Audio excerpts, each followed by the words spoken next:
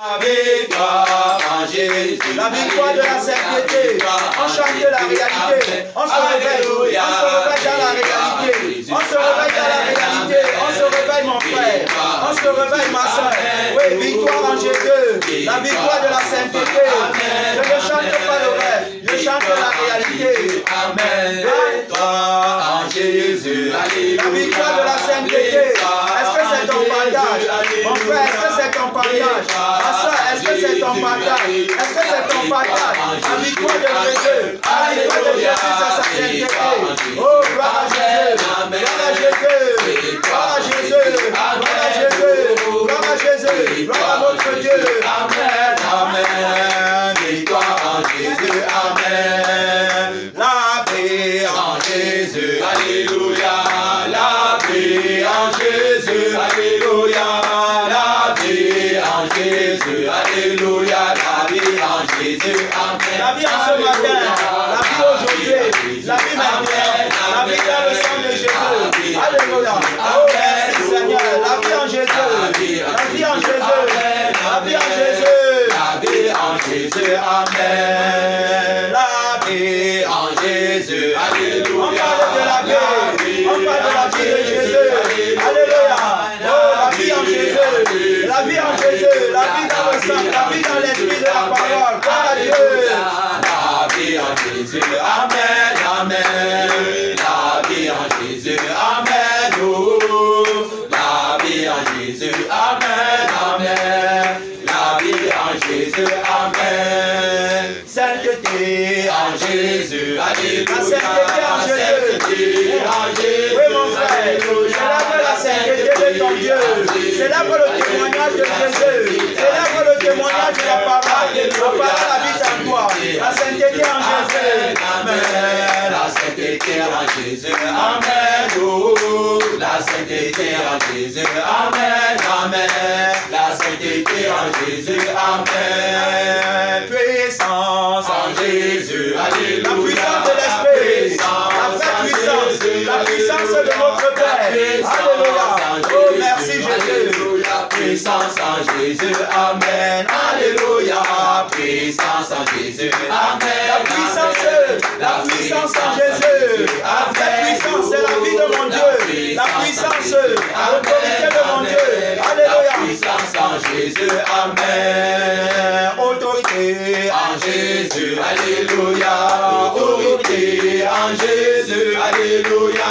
Autorité en Jésus. Alléluia. Autorité en Jésus. Amen. Alléluia.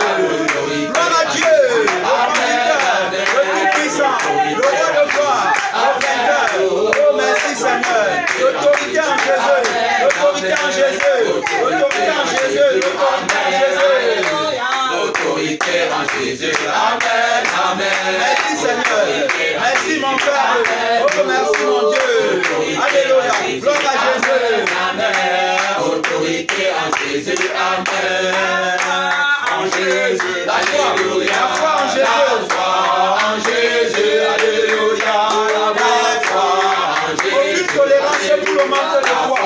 Aucune tolérance pour le péché. Alléluia. Aucune tolérance zéro. Oh, gloire à Jésus. Puissant guerrier. Fort dans le combat. Contre la mer. Contre le péché. Contre la chair. Contre le mort. Alléluia. Véritable autorité. C'est la vraie foi. La foi en Jésus. Amen. Amen. La foi en Jésus. Amen. Oh. La foi en Jésus, ma soeur. La foi en Jésus, mon frère. Jésus a la vraie foi. Jésus a la vraie vie. En Jésus. Alléluia. L'assurance en Jésus. Puissant de l'espérance de la foi. Alléluia. L'assurance en Jésus. Alléluia. L'assurance en Jésus. Amen. Alléluia. L'assurance en Jésus. Assurance en Jésus.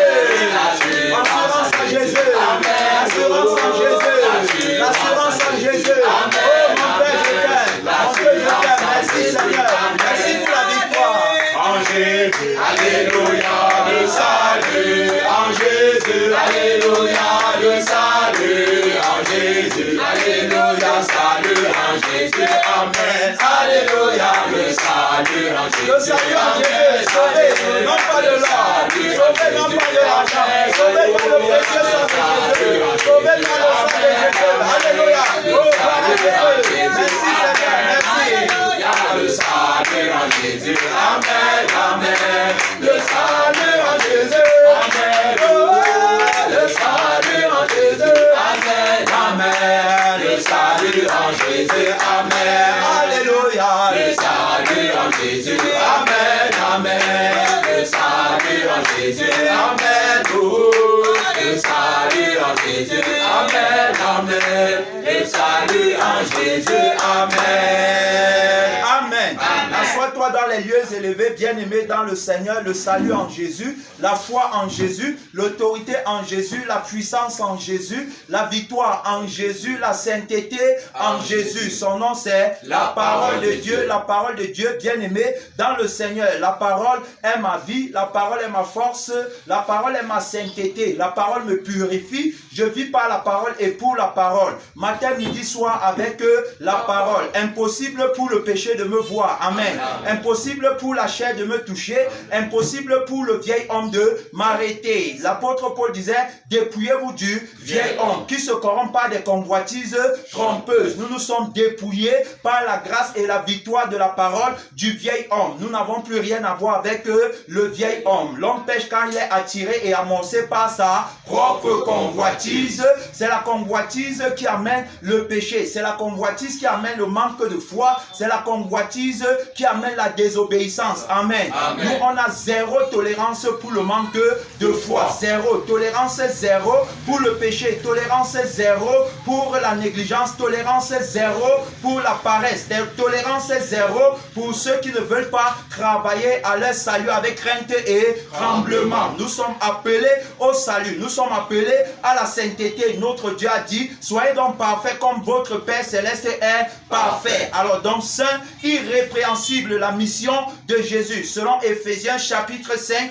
25 à 27, il a dit que Marie, aimez vos femmes comme Christ a aimé l'Église. Afin de faire comment? Afin de la sanctifier par la parole. Après l'avoir purifiée par le baptême de l'eau. Afin de faire paraître devant lui cette Église glorieuse, sans tache ni ride, mais sainte et irrépréhensible. Voilà la mission de Jésus. Voilà la mission de la parole de Dieu. Voilà la mission de l'évangile. Voilà la mission des amis de l'époux. Quiconque est de Dieu est ami de l'époux. Quiconque est de Dieu est né, n'est-ce pas, de l'eau, du sang et de l'esprit de la parole. Donc il vit par et pour la parole. Il n'a pas été engendré par un autre évangile. Amen. L'apôtre Paul dit que nous avons été engendrés par la prédication de quoi? De la croix. C'est par la prédication de la croix qu'on a été engendré. Oui, bien aimé, parce que la croix c'est le témoignage par lequel on passe de la vie imparfaite à la vie qui est parfaite. Voilà le témoignage par lequel on est sanctifié. Amen. Alors donc, bien aimé dans le Seigneur, impossible pour nous de connaître la vie qui est imparfaite. On ne connaît pas l'imperfection. On est entré, n'est-ce pas, dans le royaume des cieux. On appartient à la famille de Dieu. On applique la loi du ciel sur la terre. On fait partie de la nouvelle génération de chrétiens que Christ a mis sur pied par le témoignage de sa mort et de sa résurrection. Amen. Alors donc, bien aimé, c'est dans la victoire qu'on combat et on combat à partir de la victoire. La Bible dit qu'ils l'ont vaincu à cause du sang de l'agneau. Dans la vie de Jésus, ils ont vaincu à cause de la vie qu'ils ont reçue de Jésus. Amen. Ils ont reçu la vie de Jésus et c'est la vie là qui fait le témoignage de leur victoire parce que la vie est dans le sang. Amen. Selon Lévitique 17, verset 11 et verset 14, c'est-à-dire que la vie de tout homme c'est dans son sang. La vie de Jésus est également dans son sang. Jésus est une personne. La parole de Dieu est une personne qui a un sang et qui a un esprit. Amen. Alors donc quand on l'appelle, il vient avec son sang et son esprit. Amen. On ne peut pas interpréter les saintes écritures si on n'a pas le sang et l'esprit de celui qui a écrit. Amen. La Bible dit que toute écriture est inspirée de Dieu, donc ça vient de lui. On a lu dans Jean chapitre 1 verset 1 qu'au commencement était la parole était avec Dieu et la parole était Dieu. Alors donc donc c'est la parole qui a retransmise sa volonté au travers des saintes écritures. Quiconque n'est pas de lui ne peut pas comprendre les saintes écritures. Amen. Tu ne peux pas comprendre la volonté de Dieu quand tu n'es pas animé par le sang et l'esprit de la parole de Dieu en la personne de Jésus. Amen. Jésus a dit que celui qui me mange vivra par moi. Tu vois, donc dans Jean chapitre 6, 57, celui qui me mange vivra par moi. Alors donc tu dois manger sa chair et tu dois boire son sang pour vivre par lui. On parle de la victoire de la sainteté qu'il donne à ses amis, les amis de l'époux. C'est-à-dire que tout cela, n'est-ce pas, qui sont appelés à préparer l'épouse pour le grand jour. C'est-à-dire qu'ils sont animés de la vie de l'époux pour retransmettre la vie de l'époux à l'épouse. Les amis de l'époux, ce sont les prophètes, les pasteurs, les apôtres, les évangélistes et les missionnaires. Amen. C'est-à-dire que ceux qui sont là pour assurer la commission de l'époux. Alors donc maintenant, il faut savoir si c'est l'époux qui les a véritablement envoyés. Parce que vous allez écouter un évangile qui court les rues en disant que personne n'est saint et que c'est Dieu seul qui est saint. Bien aimé dans le Seigneur, d'entrée de jeu, c'est faux. C'est faux. La sainteté, c'est pour les enfants de Dieu. Amen. Amen. Jésus est venu, n'est-ce pas, pour nous sanctifier. Jésus n'est pas venu pour faire de nous des personnes qui sont à peu près sanctifiées. Jésus ne fait pas le 50%. Jésus ne fait pas le 80%. Jésus ne fait pas le 99%. Amen. Amen. Jésus fait le 100%. Son nom, c'est la parole de Dieu. 100%.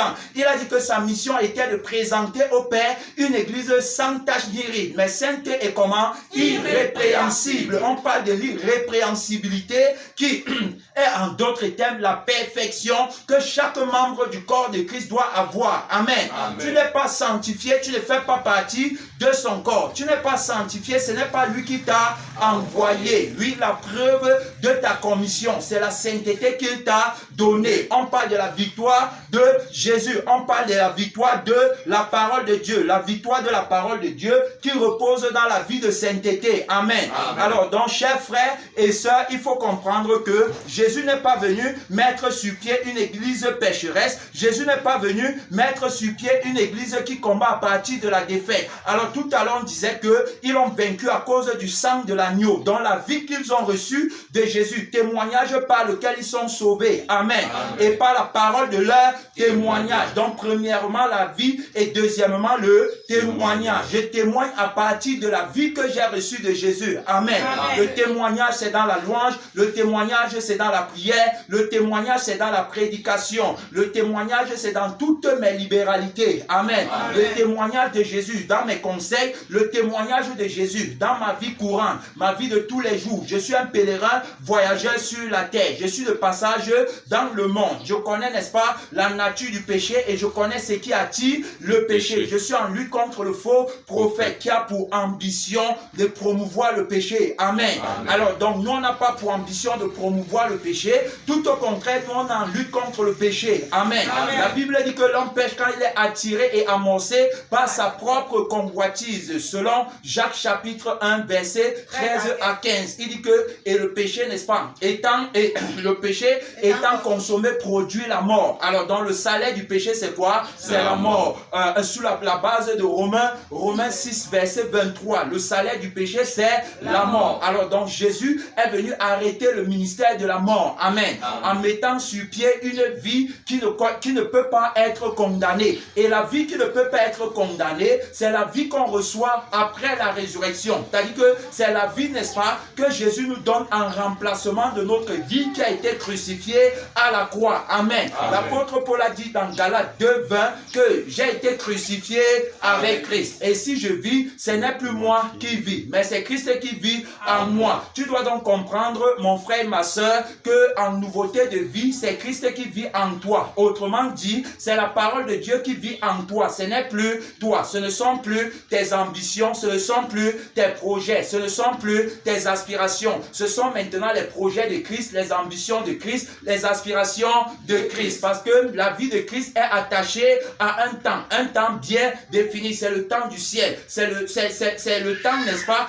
c'est le temps de la lumière. C'est-à-dire qu'il y a un temps où l'époux arrive. Tu peux lire dans Matthieu 25, tu vas voir, n'est-ce pas, les vierges sages et les vierges folles. Il y a un temps où l'époux arrive. Le temps où l'époux arrive, c'est le temps de la lumière. Alors, et ce ne sont que les enfants de la lumière qui entrent dans le temps là. On parle, n'est-ce pas, du temps qui est rattaché au jour du Seigneur. Il a dit que tu te garderas de faire ta volonté en mon saint jour. Voilà le jeûne auquel il prend plaisir. Et Jésus a dit, si quelqu'un veut me suivre, qu'il renonce à lui-même. Donc, si tu veux faire la volonté du Père, tu dois renoncer à toi-même. Amen. Sans le renoncement à soi-même, on ne peut pas faire la volonté de Dieu, parce que la volonté de Dieu, c'est notre sanctification. 1 Thessaloniciens 4, verset 3. Voilà ce que Dieu veut, c'est notre sanctification. Je parle de la victoire de la sainteté que doit avoir chaque frère et chaque sœur qui fait partie, n'est-ce pas, du corps de Christ qui est sur la terre. Parce que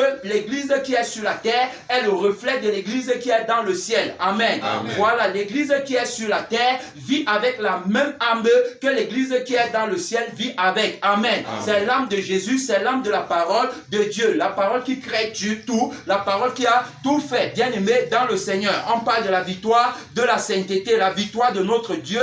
On a dit zéro tolérance pour le péché. Je ne suis pas ami du péché. Je ne vis pas selon la chair, mais je vis selon l'esprit. Amen. Parce que je suis né de nouveau. J'ai le témoignage de ma nouvelle naissance. Amen. Oui, mon cœur est animé de l'amour de Dieu, de la passion pour Jésus. J'ai le feu de la passion qui est allumé en moi. Amen. Je ne regarde pas aux circonstances. Je ne regarde pas aux membres à l'église, bien aimé dans le Seigneur. C'est-à-dire que je ne suis pas là, n'est-ce pas, pour attirer les gens quant à la chair à l'église. C'est-à-dire que mon but n'est pas de remplir l'église avec des personnes qui ne sont pas sauvées. Amen. Parce que notre Dieu, lui, il est attaché à la qualité plutôt qu'à la quantité. Oui, parce qu'il est la seule qualité, n'est-ce pas, que lorsqu'il est avec vous, alors donc vous constituez la majorité et la quantité qu'il faut. Alors donc, je détaille d'abord. Il faut qu'on sache que tu peux avoir une église, n'est-ce pas, où il y a 1000 personnes et l'autre a une église où il y a seulement 2 personnes. Mais maintenant, les 2 personnes ont la qualité qui est cristalline, ils ont la perfection. Ils marchent, n'est-ce pas, à la lumière de la parole de Dieu qui veut la sanctification du corps, de l'âme et de l'esprit. Et ils sont en accord avec la parole de Dieu parce qu'ils mangent la chair de la parole qui est le message qu'ils reçoivent, la semence qui est incorruptible, la semence qui n'a pas de levain. Ils mangent cette semence-là et alors cette semence produit en eux la vie, n'est-ce pas, incorruptible. Amen. La vie qui n'a rien à voir avec le monde, mais qui a tout à voir avec le royaume des cieux. Amen. Alors, donc, c'est cette semence-là qu'il manque. Et cette semence-là les sanctifie complètement, les met en accord avec la volonté du Créateur, qui est la sanctification du corps, de l'âme et de l'esprit. 1 Thessaloniciens en parle. Alors, donc, et mangeant, n'est-ce pas, cette semence incorruptible, alors, donc, ils ont les regards fixés vers la rémunération. Ils ont les regards fixés vers le ciel. Ils font partie de la famille des premiers-nés. Alors donc ils sont avec Christ en ce moment-là. Amen. Amen. Et comme ils sont avec Christ en ce moment-là, on va donc multiplier les 2 personnes qui le sont fois Christ qui est la seule qualité et ça va donner 2. Amen. Amen. Donc c'est-à-dire qu'au ciel ça va donner 2 personnes. Et donc dans les statistiques, quand on va regarder dans cette église, tout le monde est sauvé parce qu'il n'y avait que 2 personnes. Mais maintenant d'un autre côté, on regarde l'église qui a 1000 membres. Alors ils ont 1000 membres, ils sont tous là-bas à cause des convoitises de la chair. L'un est là parce qu'il veut se marier, l'autre est là parce qu'il veut voyager, l'autre est là parce qu'il veut les enfants, l'autre est là parce qu'il veut un compte en banque bourré, l'autre est là parce qu'il veut les diplômes. Amen. L'autre est là parce qu'il a beaucoup de problèmes dans sa famille, on ne le respecte pas, il veut la renommée, il veut la popularité. Amen. L'autre est là parce qu'il veut être grand pasteur, il est là parce qu'il veut être grand prophète, il est là parce qu'il va être prophète des nations. C'est-à-dire qu'il est, n'est-ce pas, engagé par des ambitions. C'est-à-dire qu'il est tellement ambitieux quant à lui-même et non quant à Dieu. Alors, ce qui fait donc que, étant, n'est-ce pas, emportés par leur propre convoitise, ils ne peuvent pas connaître la vie de la perfection. Et ils vont donc prôner quoi? L'imperfection. Or, Christ ne marche pas dans l'imperfection. Christ ne peut donc pas être dans une telle dénomination, dans un tel tel endroit. Alors donc, on va multiplier les 1000 par 0 parce que la seule qualité qui est Christ n'est pas là-bas. Et donc, quand on multiplie les 1000 par 0, dans l'éternité, ça donne 0. Donc, personne, n'est-ce pas, n'est disciple de Christ. Personne n'a renoncé à lui-même pour suivre Christ. Personne n'est à l'église pour aller au ciel. Il faut comprendre bien, on parle de la victoire de la sainteté. Alors donc, je m'en vais dans la parole de Dieu pour te montrer rapidement afin que tu ne joues pas avec le péché. L'église de la victoire de la parole ne tolère pas le péché. Quiconque pêche n'est pas de Dieu. Quiconque pêche entretient la vie des démons. Quiconque pêche a les désirs et les passions. Notre Dieu n'est pas celui qui donne vie aux désirs et aux passions de la chair. Galates chapitre 5, verset 24 dit quoi? Ceux qui sont en Jésus-Christ, donc ceux qui sont avec la seule qualité qui est Christ, ont crucifié quoi? La chair, avec ses désirs et ses passions. Voilà, donc nous on a crucifié la chair avec ses désirs et ses passions. Raison pour laquelle on n'encense pas le monde. On n'est pas subjugué par le monde. Rien dans le monde ne peut nous faire chuter de notre montagne de consécration. Amen. Amen. On gêne pour que Christ règne dans nos vies, dans nos cœurs. On jeûne pour que Christ soit élevé en dignité, c'est-à-dire que magistralement élevé. Il est le seul à pouvoir s'élever dans la gloire. En lui, nos prières sont oui et amen. En lui, notre jeûne est véritable. Parce que nous, on ne jeûne pas pour devenir, mais on jeûne pour mourir. Voilà, c'est ce qu'il avait dit, qu'il part à Jérusalem pour mourir. Et Paul qui a dit, soyez mes imitateurs, a dit que qu'est-ce que vous faites à pleurer et à me briser le cœur? Je suis non seulement prêt à aller à Jérusalem, mais encore plus à mourir pour le nom de Jésus. Son nom, c'est la parole de Dieu. Il combat avec la ceinture de vérité. Tu peux, n'est-ce pas, discuter parce que tu as encore le souffle de vie sur la terre, mais une fois passé dans l'au-delà, de l'autre côté, dans l'éternité, tu vas savoir que ce qu'on te disait était la vérité. Amen. Amen. Tu peux être éloquent, tu peux bien parler, tu peux être bien beau, tu peux attirer les foules à toi, mais sache qu'au dernier jour, c'est seulement les chrétiens sanctifiés qui verront la face de Dieu. Amen.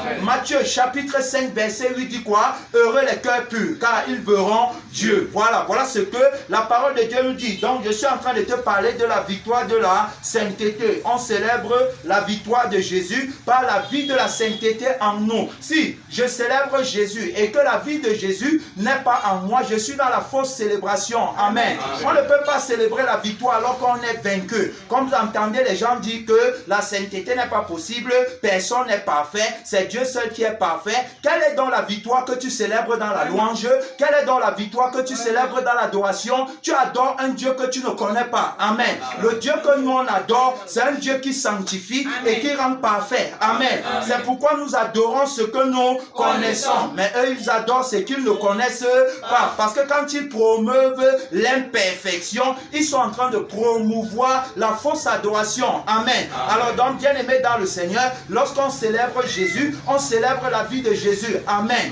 Quand on dit victoire en Jésus, on célèbre vraiment la victoire de la sainteté sur le péché. J'étais dans le péché hier, mais il a eu pitié de moi et par sa force, n'est-ce pas, et sa puissance redoutable, il m'a délivré de l'ennemi qui me tenait captif dans le péché. Amen. Amen. La Bible dit que puisque les enfants participent au sang et à la chair, il a lui-même participé afin que par la mort, il délivre tous ceux qui étaient retenus, n'est-ce pas, par le prince de la mort, étaient retenus par le diable. Je lis le passage, mon frère et ma soeur, on parle, n'est-ce pas, de notre participation à la sainteté de notre Dieu. Gloire à Dieu. Amen. Alors, donc, il dit ici, dans Hébreux chapitre 2, verset 14, ainsi donc, puisque les enfants participent au sang et à la chair, Jésus a dit que celui qui me mange vivra par moi. Donc, on mange la chair de Christ et on boit le sang de Christ dignement. C'est après notre mort, quant à la vie de la chair et notre résurrection, quant à la vie de l'esprit, qu'on a droit au repas du Seigneur. Amen. Amen. Il dit que pourquoi beaucoup sont morts parmi vous, pourquoi beaucoup sont malades, pourquoi beaucoup sont spirituellement affaiblis, spirituellement diminués, c'est parce qu'ils mangent le corps de Christ indignement. Ils mangent le corps de Christ et en même temps ils veulent gagner leur vie dans le monde. Ça ne peut pas marcher. La vie que tu veux gagner dans le monde, c'est la vie que Jésus a crucifiée à la croix. Bien aimé dans le Seigneur, aussi longtemps que tu ne le comprends pas, tu ne connaîtras jamais le mystère du royaume des cieux. C'est pourquoi aveuglés, ils pensent que la sainteté n'est pas possible. On a l'habitude de dire que ce n'est pas parce que tu vis dans le noir, et tu vis dans un endroit où il n'y a pas d'électricité, que tu vas dire partout que la lumière n'existe pas. C'est faux. Amen. Quelqu'un qui lui sort d'un endroit où il y a la lumière va te dire que la lumière existe et il va t'expliquer les caractéristiques de la lumière. Alors donc, nous disons que la sainteté, sans risque de se tromper, avec ferme assurance et conviction par le Saint-Esprit, que la sainteté est de Dieu. Amen. Et que la sainteté existe sur la terre. Amen. Parce que Jésus est venu sur la terre justement pour mettre sur pied la sainteté en annulant par la croix la vie qui ne connaît pas la sainteté. C'est-à-dire que la vie imparfaite. Donc, nous croyons, n'est-ce pas, et nous le disons haut et fort, que la sainteté est bel et bien possible pour les chrétiens qui ont crucifié la vie de la chair qui est toujours amorcée par la convoitise. Amen. Il dit donc que ainsi donc, puisque les enfants participent au sang et à la chair, il a lui-même participé afin que par la mort, il anéantisse celui qui a la puissance de la mort, c'est-à-dire le diable. Tu vois, participer à la vie de Jésus, participer, bien-aimé. Il dit que quand vous mangez de ce pain et que vous buvez de ce vin, vous annoncez sa mort. Est-ce qu'on comprend? On annonce la mort de Jésus en mangeant la chair de la parole et en buvant le sang de la parole. Amen. Donc, il dit donc que, et qu'il délivra tous ceux qui, par crainte de la mort, étaient toute leur vie retenus dans la servitude. Amen. Ceux qui ne pouvaient pas obéir à Dieu parce qu'ils regardaient à leur lendemain. Si j'obéis à Dieu, qui me dit de renoncer à moi-même, qui me dit de perdre ma vie sur la terre, je vais faire comment? Élie faisait comment? Moïse faisait comment? Paul faisait comment? Jean-Baptiste faisait comment? Alors donc, bien aimé, Jésus lui-même faisait comment? Quand il était sur la terre, il est le modèle suprême. Paul a dit, soyez mes imitateurs, comme je le suis de Christ. Alors donc, bien aimé, dans le Seigneur, on parle de la sainteté. Alors donc, ceux qui participent, n'est-ce pas, au sang et à la chair, ont la vie en eux-mêmes. Donc, je parle ici de la victoire de la sainteté, très important, parce que beaucoup de personnes, n'est-ce pas, n'arriveront pas à bon port. Amen. Parce qu'ils auront méprisé Jésus qui est la parole de Dieu. Ils auront, n'est-ce pas, foulé la grâce de Dieu dans leur vie. Ils auront jeté la vérité par terre en association avec le faux prophète, la bête et le dragon. Ils ont choisi la vie du monde et ils ont donc été conduits par la bête qui s'élève de la terre et qui travaille en collaboration avec la bête qui s'élève de la mer pour promouvoir le péché. Amen. On parle de la chute de Babylone la grande. Ils se sont associés avec les rois de la terre. Pardon. Amen. Amen. Gloire à Dieu. Amen. Gloire à Dieu. Amen. Alors donc ils se sont associés avec les rois de la terre. C'est pourquoi tu vas voir aujourd'hui ils sont amis avec les gouverneurs et tout ça. Ils sont amis avec les grands de ce monde. Jésus n'était pas ami avec Hérode. Jésus n'a jamais été ami avec Hérode. Il a dit allez dire à ce renard. Vous voyez comment il appelait. Alors donc montrant par là qu'entre lui et Hérode il n'y a rien. Entre lui et le monde il n'y a rien. Il a dit je ne suis pas du monde. Et il a dit que nous ne sommes pas du monde. Mais que nous sommes la lumière du monde. Alors dans la lumière qu'on va présenter au monde, c'est la lumière de la vie de Dieu. Amen. La sainteté de Dieu qui marche avec l'amour de Dieu. Amen. Parce que l'amour de Dieu sanctifie. Amen. On ne peut pas dire qu'on aime Dieu et que Dieu nous a aimés si on n'a pas la preuve de son amour dans nos vies. Amen. Quelle est donc la preuve de l'amour de Dieu dans ta vie? Est-ce que tu peux nous dire? Ils vont commencer à dire que Dieu m'a donné les voitures, les maisons. J'étais pauvre hier, il m'a rendu riche. Ce n'est pas un témoignage à la gloire et en l'honneur de notre Dieu. Le témoignage véritable qui est scellé dans le sang de Jésus, c'est celui, n'est-ce pas, qui te sort du péché pour te faire entrer dans la vie parfaite que Dieu attend au ciel au dernier jour. Amen. Parce qu'il a dit aucun pécheur et aucun péché n'entrera dans son royaume. Alors donc, pendant le temps que tu es sur la terre en train de dire que personne n'est saint, c'est Dieu seul qui est saint, personne ne peut être parfait, même pas les pasteurs ne peuvent pas être parfaits. Pendant que tu es sur la terre en train de dire ça, si l'enlèvement arrive, tu fais comment? Si l'enlèvement arrive, tu fais comment? Alors donc tu es un aveugle qui conduit d'autres aveugles. Jésus a dit que un aveugle ne peut pas conduire d'autres aveugles. Tu es aveugle parce que tu n'es pas sanctifié. Tu es aveugle parce que tu n'es pas sauvé. Tu parlais de l'imperfection. Alors donc tu n'es pas sauvé. Bien aimé, dans le Seigneur, le salut marche avec la perfection. Amen. C'est pour ça que quand Dieu veut sauver l'humanité, il regarde, n'est-ce pas, à celui qui a la vie qui est parfaite. Pourquoi Dieu n'a pas choisi un homme sur la terre pour donner le salut à l'humanité? C'est parce qu'en regardant sur la terre, tous les hommes étaient pécheurs. Alors il dit que tous ont péché et sont privés de la gloire de Dieu. Romains chapitre 3 verset 23. Mais maintenant, il va venir lui-même et il va prendre la forme d'un homme, justement pour annuler la vie de l'imperfection là, afin de donner, d'accorder la grâce à l'homme d'hériter le royaume des cieux et de vivre éternellement dans le vrai bonheur et dans la véritable prospérité. Parce que la prospérité est du ciel et non de la terre. La véritable prospérité, c'est celle qui demeure éternellement. Amen. Et non celle qui est passagère et non celle qui est éphémère. Je ne peux pas dire que je suis prospère sur la terre quand je sais que je ne peux même pas jouir de la richesse que j'ai sur la terre pendant 100 ans. Je ne suis pas sûr de vivre 100 ans, tu vois. Mais la prospérité que Jésus est venu avec et dont il est établi, qui est dans le royaume des cieux, c'est une prospérité qui dure éternellement. C'est pourquoi nous sommes, n'est-ce pas, dans une course effrénée pour rechercher la prospérité du ciel et non celle de la terre. Amen. Amen. Quiconque nous parle de la prospérité de la terre n'est pas de Dieu. Amen. Amen. Alors donc il dit cela que Jude, chapitre Jude 1, verset 24, Jude 24, alors la Bible dit, or, à celui qui peut vous préserver de toute chute et qui peut vous faire paraître devant sa gloire irrépréhensible et dans l'allégresse. Est-ce que tu as compris? Amen. Son nom c'est la parole de Dieu. La parole de Dieu peut te faire paraître devant sa gloire irrépréhensible et pour que tu le célèbres donc dans l'allégresse. Tu vois, on entre au ciel avec des chants d'allégresse. Pourquoi? Parce que Jésus, n'est-ce pas, a accompli pour nous le miracle de la sanctification qui était attaché à notre foi. Amen. Amen. Alors donc, bien aimé, on continue. On parle de la sainteté. Regardez ce que la parole de Dieu nous dit dans le livre de 1 Jean chapitre 3 verset 3. Quiconque a cette espérance se purifie.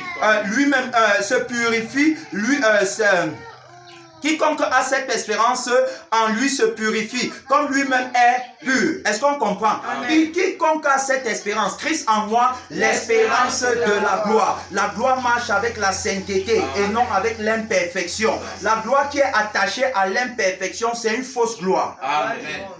C'est la gloire du monde. Amen. Amen. Alors donc il dit cela, bien aimé, quiconque pêche transgresse la loi et le péché c'est la transgression de la loi. On parle de la loi de l'esprit de vie. La loi de l'esprit de vie en Jésus-Christ m'a affranchi de quoi? De la loi du péché et de la mort. Alors donc si je suis affranchi de la loi du péché, de la mort, par la croix de Christ qui a su la traversée, bien aimé, de l'Égypte qui est l'image du monde pour entrer à Canaan, qui est l'image de la Jérusalem d'en haut, en passant par la croix et en traversant par le désert. Alors comment donc tu peux encore me dire que je suis dans une vie imparfaite? Ce n'est pas possible. C'est le mystère de la fausse prophétie. C'est le faux message. C'est un message qui est rempli de levain. Bon, un peu de levain fait lever toute la pâte. C'est pourquoi tous ceux qui entendent cet évangile veulent toujours devenir. Rappelons-nous que quand le séducteur est venu vers Ève, il a dit que vous ne mourrez pas, mais Dieu sait que le jour où vous en mangerez,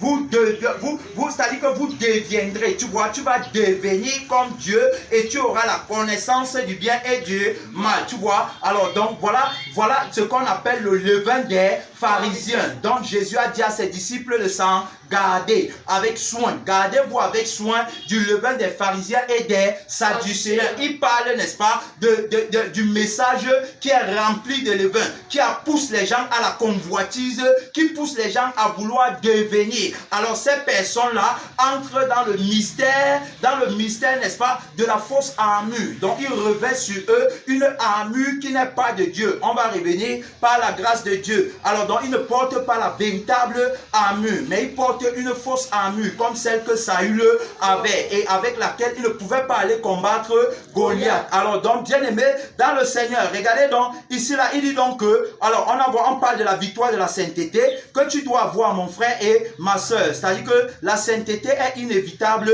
pour ceux, n'est-ce pas, qui marchent dans le Seigneur, qui sont loyaux et qui ne désirent que, qui attendent sa venue dans la gloire impatiemment. Alors donc il dit ici, dans 2 Pierre 3, 14, c'est pourquoi, bien-aimés, en attendant ces choses, appliquez-vous à être trouvés par lui, sans tache, irrépréhensible dans la paix. Sans tache et irrépréhensible dans la paix. On parle bien de l'irrépréhensibilité. Tu dois être irrépréhensible, mon frère et ma soeur. Sans ça, tu ne peux pas voir Dieu. Sans ça, alors donc, Jésus va écrire sur toi un cantique funèbre. Amen. Amen. Sans ça, il sait que ta chute est déjà assurée. Il sait que tu es en route pour le feu éternel, que tu n'es pas sauvé. Qu'est-ce que Hébreu nous dit ici? Hébreu 12, verset 4. Vous n'avez pas encore résisté jusqu'au sang en luttant contre le péché. La lutte contre le péché, c'est la lutte contre le faux prophète, c'est la lutte contre la fausse prophétie, c'est la lutte contre l'esprit de l'erreur, c'est la lutte contre le mensonge. Amen. Amen. Il dit résister jusqu'au sang. Alors donc tu vois que c'est à la croix que le sang va couler. Amen. Amen. C'est à la croix qu'il y a passation, c'est à la croix qu'il y a changement de vie. Alors donc tu dois mourir parce que ta vie est attachée à ton sang. Amen. Amen. Et tes possessions sont attachées à ta vie. C'est pourquoi le jeune homme riche ne pouvait pas être parfait et ne pouvait pas suivre Jésus.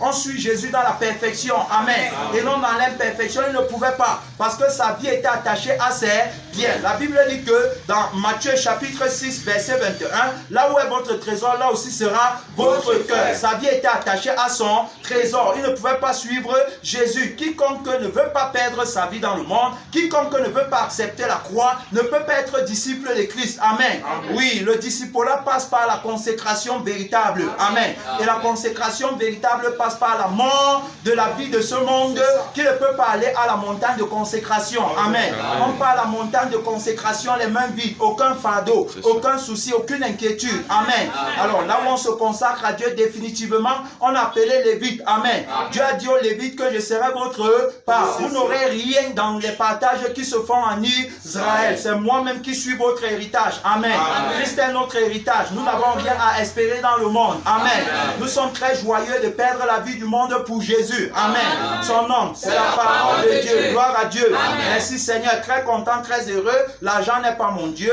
La femme n'est pas mon Dieu. Les enfants ne sont pas mon Dieu. Le ministère n'est pas mon Dieu. La position, le titre n'est pas mon Dieu. C'est Jésus qui est tout pour moi. À la première ou à la dernière place, je suis très heureux parce que c'est Jésus qui conduit les troupes. C'est Jésus qui est le général en chef de l'armée de Dieu. C'est Jésus qui est sur le trône de la gloire. C'est Jésus qui est assis à l'extrémité du septentrion. C'est à notre avantage qu'il règne. Amen. Il règne à notre avantage. Pourquoi je veux régner encore alors que Jésus règne? Amen. Alors donc je suis très heureux de voir mon Père régner, que ce soit dans la vie de mon frère et de ma soeur. Cela me suffit. Alors donc on continue en parlant de la victoire, de la sainteté. Maintenant on va aller dans le livre de Timothée, bien aimé dans le Seigneur. Dans Timothée, qu'est-ce que la parole de Dieu nous dit lorsque l'apôtre Paul s'adresse à son fils Timothée? Amen. Alors donc dans 1 Timothée chapitre combien? 1 Timothée chapitre 6 verset 11. Pour toi homme de Dieu, fuis ces choses. Recherche la justice. Il lui demande de fuir quoi? Tu peux remonter plus haut. Tu vas lire. Alors donc c'est parce qu'il n'est pas assez de temps. Mais je vais lire pour toi bien aimé. Même toi qui nous écoutes, écoute attentivement. 1 Timothée chapitre 6 à partir du verset 7. Car nous n'avons rien apporté dans le monde. Et il est évident que nous n'en pouvons rien apporter. Voilà. Si donc nous avons la nourriture et le vêtement, cela nous suffira. Il dit que au verset 9, mais ceux qui veulent s'enrichir tombent dans la tentation. Tu vois, il dit que ceux qui veulent, il n'a pas dit ceux qui s'enrichissaient. Il a dit que si tu veux t'enrichir, on a parlé de comment les héros sont tombés. Les héros, c'est les pasteurs, les prophètes et tout ça. Comment ils sont tombés? Ils sont tombés parce que justement, la parole s'y les a rattrapés. Il dit que mais ceux qui veulent s'enrichir tombent dans la tentation. Donc, quand tu quittes, n'est-ce pas, la croix du Seigneur Jésus, qui annulait la vie qui est susceptible de tomber dans la tentation, pour entrer dans la vie de la convoitise, Jésus peut déjà prophétiser à partir de l'éternité que tu es tombé. Alors c'est ça, n'est-ce pas, qui veut dire écrire le cantique funèbre, parce qu'il commence à pleurer sur ton âme. Il sait que tu t'es détourné de lui. Tu as commencé par l'esprit. Maintenant tu finis dans la chair. Il sait que tu es perdu. Mais ceux qui veulent s'enrichir tombent dans la tentation, dans le piège et dans beaucoup de désirs insensés et pernicieux qui plongent les hommes dans la ruine et la perdition. Car l'amour de l'argent est une racine de tous les maux. Quelques-uns en étant possédés se sont égarés loin de la foi et se sont jetés eux-mêmes dans bien de tourments. Vous allez les voir interpréter ce passage en disant que il ne veut pas dire que l'argent est mauvais, mais il veut dire que c'est le fait, n'est-ce pas, de donner ton cœur à l'argent. Mais tu vas les voir aujourd'hui, ils ont déjà, mais ça ne les suffit pas. Ils veulent encore. Et ils croient qu'ils peuvent mentir à Dieu. Tu vois, il dit que non, c'est l'excès qui nuit. C'est le fait, n'est-ce pas, d'être idolâtre de l'argent. Mais lorsque tu as déjà la nourriture et le vêtement, et que tu cherches à remplir les comptes en banque, c'est quoi? Est-ce que ce n'est pas le fait d'être amoureux de l'argent? Tu es amoureux de l'argent et l'argent est devenu ton Dieu. Ne te mens pas à toi-même en te trompant pas de faux raisonnements. Il dit que car l'amour de l'argent est une racine de tous les maux, et quelques-uns en étant possédés se sont égarés bien loin de la foi et se sont jetés eux-mêmes dans bien de tourments. Maintenant il va dire pour toi, homme de Dieu. Amen. Amen. Il ne faut pas aller vite ici. Pour toi, homme de Dieu. Alors, l'homme de Dieu, c'est qui? On a vu que l'homme de Dieu, c'est celui, n'est-ce pas, qui a la vie de la parole en lui, la parole en lui-même étant le seul homme Dieu. Amen. Amen. Voilà. Il précise encore, pour toi, homme de Dieu, fuis ces choses. Donc, ne cherche pas à t'enrichir. N'aie pas l'amour de l'argent. Ne convoite pas. Tu comprends? Il dit donc que pour toi, homme de Dieu, fuis ces choses et recherche la justice, la piété, la foi, la charité, la patience, la douceur. Combat le bon combat de la foi. Saisis la vie éternelle. Saisis la vie éternelle. Mon frère, saisis la vie éternelle. Ma soeur, saisis la vie éternelle. N'est pour Dieu que la vie éternelle. Attache-toi à Jésus qui est le promoteur de la vie éternelle. Ne t'attache pas à un Jésus qui fait la promotion des choses de la terre. Amen. C'est un faux Jésus. C'est le faux Jésus. Amen. Amen. Alors donc il dit ici que combat le bon combat de la foi, saisis la vie éternelle à laquelle tu as été appelé et pour laquelle tu as fait une belle confession en présence d'un grand nombre de témoins. Amen. Amen. Je te recommande devant Dieu qui donne la vie à toutes choses et devant Jésus-Christ qui fit une belle confession devant Ponce Pilate de garder le commandement, de vivre sans tâche. De vivre comment? Sans tâche. De vivre sans tâche. Il dit de vivre sans tâche, sans reproche, jusqu'à l'apparition de notre Seigneur Jésus-Christ. Gloire à Dieu. Amen. Sans tâche, tu vois. Mais quelqu'un va se placer à l'autel, il va dire que Dieu, il va dire que même les parfaits, les pasteurs sont encore imparfaits. C'est faux. Bien aimé dans le Seigneur. Alors donc, tu vois, c'est faux. Tous ceux-là qui disent que la sainteté n'est pas possible sont dans le mensonge. Amen. Amen. Regardez ce qu'il va dire ici, dans le livre de Colossiens, bien aimé dans le Seigneur. Nous sommes dans Colossiens. Je lis ces passages pour que tu saches qu'il ne faut pas te laisser emporter. Il ne faut pas que tu fasses d'erreur en croyant que Dieu tolère le péché. Dieu ne tolère pas le péché. Bien aimé dans le Seigneur. La Bible dit dans Colossiens 2, 14, il a effacé l'acte dont les ordonnances nous condamnaient et ce qui subsistait contre nous. Il a détruit en le clouant à la croix. Donc la vie imparfaite, c'est la vie, n'est-ce pas, qui est réclamée, c'est la vie qui est accusée et c'est la vie qui est condamnée. Amen. Amen. La Bible dit que Dieu a dit à Adam que le jour où tu en mangeras, tu mourras. Alors donc, comme Dieu est juste, parce qu'il a mangé, il doit mourir. Mais Dieu, n'est-ce pas, avec le plan du salut, le plan majestueux du salut qui est là, il va créer un homme qui n'a pas mangé du fruit de l'arbre de la connaissance du bien et du mal. Alors donc, vous voyez que l'acte dont il efface, c'est l'acte de notre condamnation. Donc c'est la vie du péché. C'est ça qu'il a cloué à la croix. La Bible dit qu'il a dépouillé les dominations, les autorités et les a livrées publiquement en spectacle en triomphant d'elles par la croix. Alors donc, bien aimé, la vie qui était commandée par les démons, Jésus a annulé la vie là. C'est pourquoi ces vrais enfants n'ont pas de démons en eux. Parce que le péché, chaque péché est attaché à un démon. Alors, et le démon principal qui ouvre la porte aux autres démons de murmures, de plaintes, d'accusations et de je veux tout ça, il me faut, c'est le moi. Amen. Amen. Le démon du moi qui est rattaché au sang des désirs, des passions de la chair. Alors, donc, bien aimé, à cause du temps, on continue cela. Donc, qu'est-ce qu'il dit encore? Regardez ce qu'il dit cela dans le livre de Philippiens. Philippiens chapitre 2, qu'est-ce que la parole de Dieu nous dit ici? Philippiens chapitre 2, bien aimé dans le Seigneur. Alors donc, non, c'est le Philippiens chapitre 3, permettez-moi d'aller là-bas pour lire. Alors donc, il dit donc que Philippiens 3, verset 15, nous tous donc, qui sommes comment? Parvenus. Nous tous qui sommes parfaits. Amen. Amen. Nous tous qui sommes parfaits. Il parle à qui?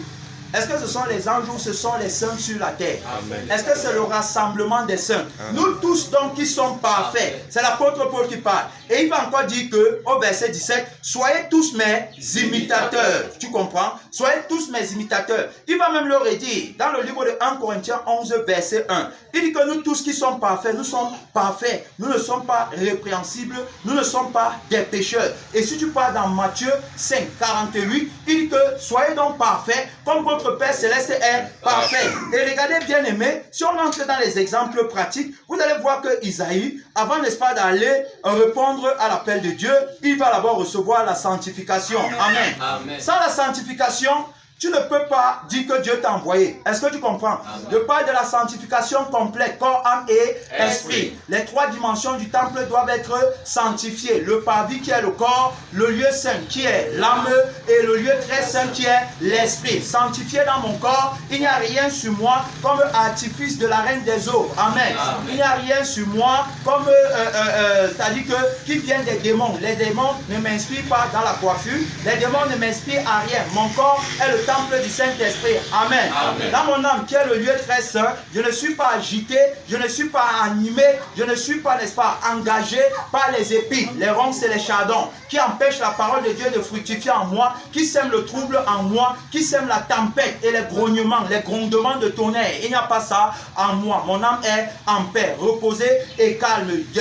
Mon Dieu m'a promis que c'est dans la tranquillité et le repos que sera mon salut. C'est dans le calme et la confiance que sera ma force. Alors donc, c'est lui qui est mon Dieu. Voilà le véritable là-bas. Et dans mon esprit, je n'ai pas, c'est-à-dire je ne suis pas également troublé à cause des mauvais rêves, les couches de nuit, les poisons dans la nuit, dans mon sommeil. On me poursuit pendant que je dors. Mon esprit est sanctifié. Amen. Amen. Je suis gardé pour Dieu. Amen. Amen. Et donc, vous voyez bien aimé dans le Seigneur, dans le livre d'Isaïe ici là, on va voir que Isaïe lui-même ne peut pas répondre à l'appel de Dieu s'il n'a pas été sanctifié. Amen. Amen. Donc dans Isaïe chapitre 6, je ne peux pas tout lire, mais tu peux lire Isaïe 6, tu peux lire du verset 1 jusqu'au verset 9.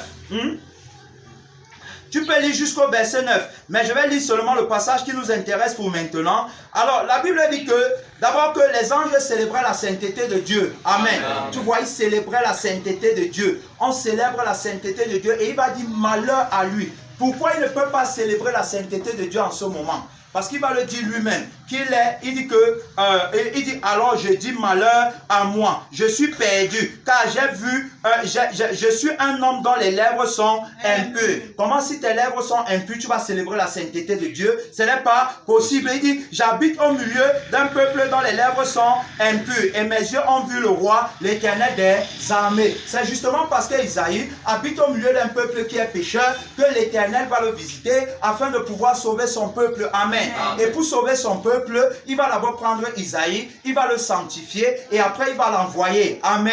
Amen. La lettre de la commission, c'est la vie que Dieu t'a donnée. Amen. Amen. Si tu n'es pas sanctifié, tu n'as pas la lettre de commission. Si tu n'es pas sanctifié, tu n'as pas le message. Parce que le message, c'est la vie du messager. Amen. Amen. Le messager, c'est celui qui porte la vie. Amen. Amen. Alors, donc, comment un messager peut se tenir à l'autel et dire que personne n'est saint et que même pas le pasteur lui-même n'est pas saint? Tu es un aveugle qui conduit les aveugles. Il faut déposer le sacerdoce du Seigneur Jésus. Son sacerdoce n'est pas transmissible. Son sacerdoce est attaché à sa vie et il le partage avec ses amis, uniquement les amis de l'époux. Alors tu n'es pas l'ami de l'époux parce que tu n'as pas vu la gloire de l'époux. Tu n'as pas la vie de l'époux. Donc tu dois déposer. Sinon au dernier jour, tu vas lui dire qu'il t'avait envoyé sur le sacerdoce de son père. Amen. Amen. Tu vas lui dire qu'il t'avait envoyé. S'il t'avait envoyé promouvoir le péché, tu vas lui dire. Tu vas lui dire. Hein, parce que tu connais, c'est-à-dire que tu vas lui dire, si tu as appris à connaître la valeur d'une âme, en détresse, face à son sort qui est scellé pour l'éternité. Alors donc, bien aimé, tu vois, il va dire ici là que, mais l'un des séraphins vola vers moi, tenant à la main une pierre ardente, alors qu'il avait prise sur l'autel, avec des pincettes. Tu vois, on parle ici, ça refait, n'est-ce pas, au sacrifice qui est un avec l'autel. Amen.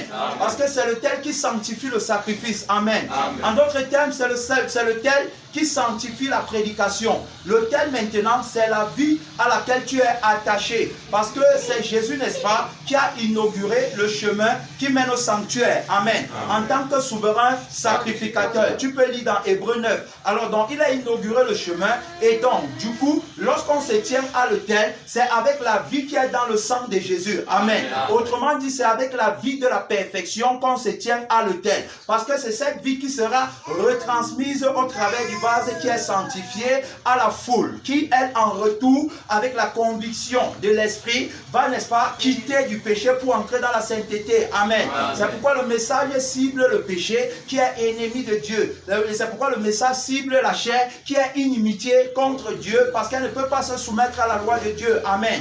Il faut donc la prédication de la croix pour tuer la chair avec ses désirs, ses passions pour qu'on soit conforme à Christ. Amen. Et donc, il va donc dire ici là que, voilà, c'est ce que l'ange a fait, tenant à la main une pierre ardente, tu vois, sur une pierre brûlante, tu vois, la parole de Dieu est brûlante et on se tient sur le rocher de la parole. Amen. La pierre angulaire, c'est ça qui tient, bien aimé.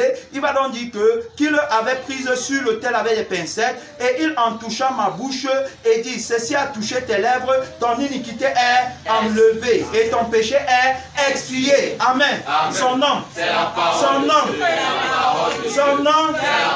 Tu ne peux pas utiliser la lettre de la parole pour battre la parole de Dieu. Amen. La parole de Dieu, ce n'est pas la lettre. La parole de Dieu, c'est une personne. Amen. C'est avec sa vie qu'on interprète la lettre. Amen. Si tu n'as pas sa vie, il ne t'a pas envoyé. Il a dit ton péché est expié. Ton péché est enlevé. On parle de l'expiation des péchés par le souverain sacrificateur qui est sacrificateur à perpétuité et qui est la parole de Dieu qui demeure éternellement. Amen. C'est lui qui nous a appelés. Amen. Et donc, bien aimé, tu vois, il enlève d'abord ton péché. Et au verset 8, il va dire, j'ai entendu la voix du Seigneur disant, qui enverrai-je et qui marchera pour nous après l'expiation du péché. Amen.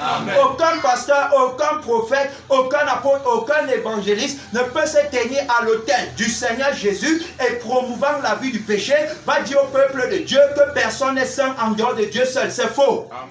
C'est faux.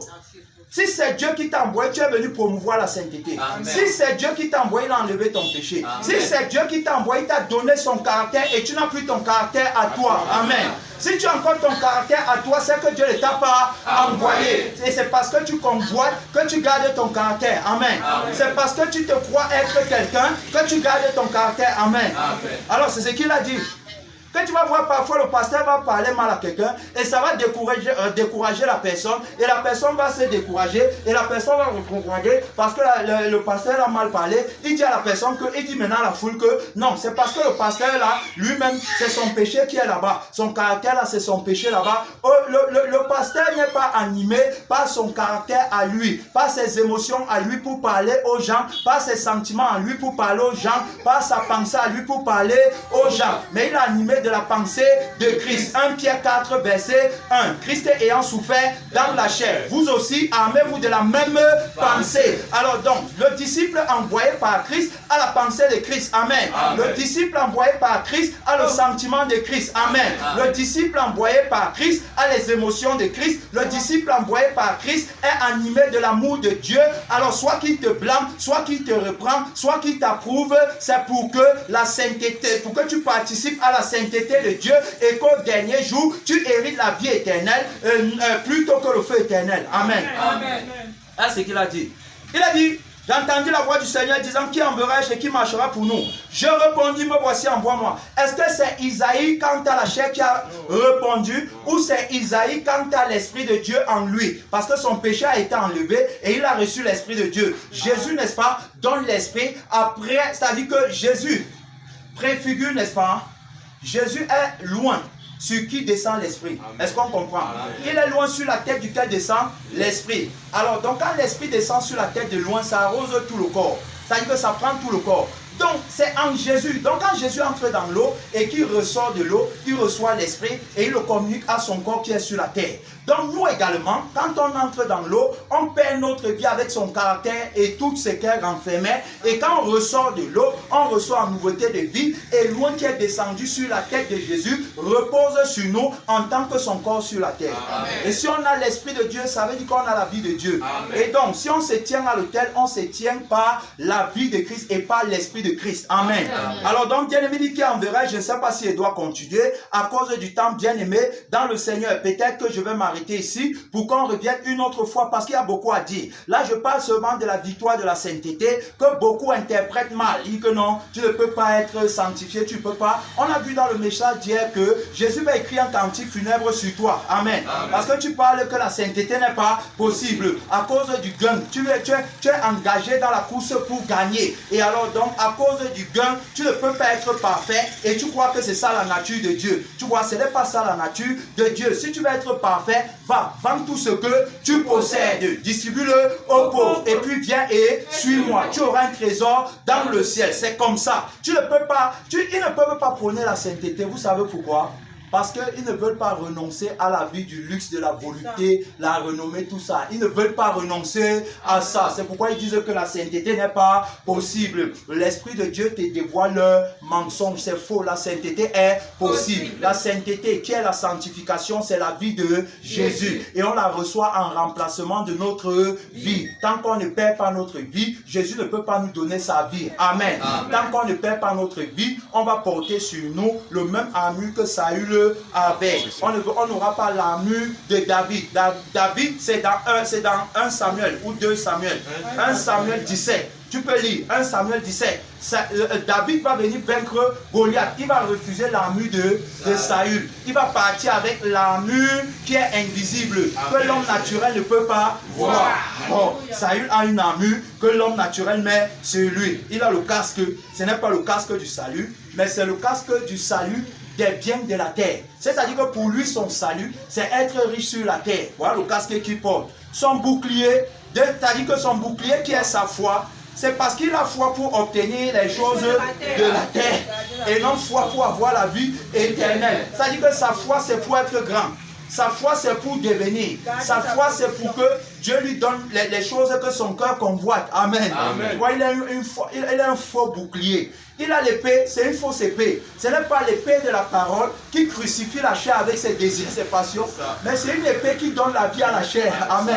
C'est-à-dire que même le soulier qu'il a, c'est le soulier qui donne le faux zèle. C'est-à-dire qu'il est animé du zèle à cause de son trésor qui est son Dieu et qui est sur la terre, là où son cœur est. Matthieu 6, 21, tu vois, là où est votre trésor, là aussi sera votre cœur. Donc il est engagé, tu vois, il a engagé tous les programmes, les croisades, les campagnes d'évangélisation, les conférences, les séminaires et tout ce qu'ils organisent, c'est parce qu'ils veulent gagner. Amen. Amen. Ce n'est pas pour la gloire de Christ, mais c'est pour sa propre gloire. Amen. C'est pourquoi il parle toujours de soirée de gloire. Amen. Amen. Donc, bien aimé, tu vois, on va voir David d'un autre côté qui va refuser l'armure là. Je ne peux pas aller combattre Goliath, qui est le symbole du péché, avec l'armure-ci. Amen. Amen. Face au péché, si tu as une armure qui t'amène à gagner les choses de la terre, le péché va t'arrêter. Amen. Amen. Quiconque veut gagner sa vie là, perdra. Voilà, Jésus n'était pas fou. Jésus a parlé, il est la sagesse éternelle. Si tu veux, tu discutes, mais tu ne seras jamais parfait aussi longtemps que tu veux gagner ta vie sur la terre. On a vu, Saül ne pouvait pas aller combattre. Oh, pourtant, il était roi en Israël, mais il était roi il était roi quant à la chair, non quant à l'esprit. David est celui qui va s'asseoir sur le trône du véritable roi. C'est pourquoi David n'aura pas l'impression d'être roi et David n'aura pas honte.